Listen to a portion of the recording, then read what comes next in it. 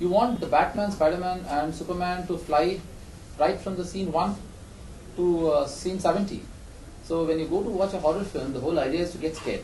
So if there is too much of a story, to unfold it, to tell it and to get into the details of it, then it takes a lot of time, you can't scare. To start off with, it can be Bhoot, Fook or Bhoot Returns. I would say if it absolutely there will be no familiarity except the only fact that it belongs to one genre of films called horror. Apart from that, I don't think they have any similarities. When any story, especially connected to horror films, they all sound the same. You take Exorcist, you take Omen, or you take any of the films. They all sound the same. It's all about the presentation, and I think especially about Bhoot Returns, I would totally say the way it is being presented. Like, see, I'll tell you, I'll give you an example. Like, usually what happens is in rest of the horror films, the director, now the audiences was sitting, the director now, this is when he would scare you. Abhi yahan se wo aayega, yahan se ye aayega is what generally you would go with the pertaining to the situation. But in Bhoot 2, I think Ramuji went ahead, and I think is more of a director's point of view, this is more of an audience's point of view. You would be left clueless what is going to happen next. So you are constantly on edge of your seat. You know, in other horror films, आप जानते हैं कि अभी एक item होने वाला है. Okay, इस बीच में बहुत सारी कहानी चल रही है. But in this film, I would personally think, the long takes, the long holds, and all that stuff. What he has captured is something else.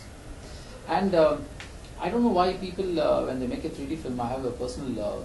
Always I had a personal feeling is that the 3D film देखने जाते हैं. So there are very few times they use the element of protruding element like 3D, get the effect. There are very few scenes you have the impact. And when it comes to this cinema, I think Ramuji has used to the maximum, optimum level of using the 3D. I think that's what I would like to share this. If you want to see a real 3D film, trust me, this would be it. We saw the theoretical promo also of the movie. There's a name called Shambhu. Who is the character? Is she the only ghost who's evolving the story? Is she the one who's making you people scared and all? Wow. So the story is out. Well, I think if I tell you this, then you would lose the interest and the momentum of the moments in the film. So I would strictly ask you to go and see the film. So you'll have really a great thrill when you come to meet Shabu. And how different was working with Manisha and Ram Gopal? Manisha, she works in very less movie and all. How was it for you working with her? Well, of course, I know Manisha for quite a long time, and definitely, I'm just thinking why I gave this pause for a moment. I was just trying to go through my memory lane of thinking. I've been part of lots of cinema. I was just trying to think, was there any better human being I worked with? Without a thought, I would say no. I think she's the best human being. And coming back to as an actress, I don't care if a human being is good. You want the actor to also to be good. I think she's one of the finest actors I've worked with. And sharing what kind of a relation while working on the sets, obviously it has to be better. It better be good because you're working with the best of the best called Gopal Verma. Ramuji is there. So obviously everything has to fall into place. You've done it all. I mean, if we talk about cinema, you've directed, you've produced, you have even sung in one of your movies. Oh my God. So my God. Okay.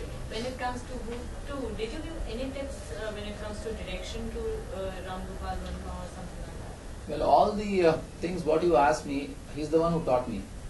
So you can never teach your master. So somebody asked me just before this in an interview, why is that as long as even though we're making good standards, with good standards, cinema, why are we not trying to compete with English cinema? How come they're always ahead of us? I said, listen, a father and a son. The father is 30 and son is 10. The father becomes 40, son becomes 20. The age gap is still the same. So if you are increasing your standards of filmmaking, so are they. They're also going ahead, so you can't ever compete with them. So there's no way I can teach. It's like I'm like a car after going through dirt roads and going through lots of traveling across the country. I come back for a service station. So Ram Gopal Verma ji's service station. So I get my car serviced get back onto the dirt road. So I don't have the capacity to Teach him. I have the capacity only to learn from him. You also have the capacity to direct a Hindi movie, so do you plan to do so anytime soon?